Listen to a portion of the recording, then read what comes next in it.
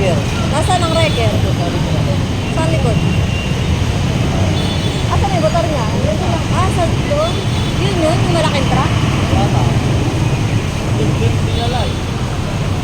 Wrecker.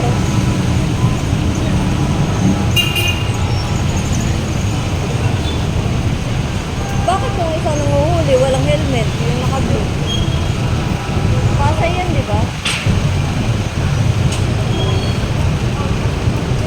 Ayan, dalawa sila, yung naka-blue, saka naka-green, walang helmet.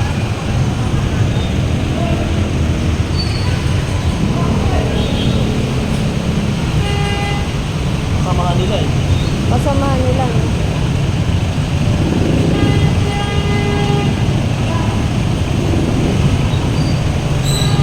Yung naka-item, aligaga, motor niya yun.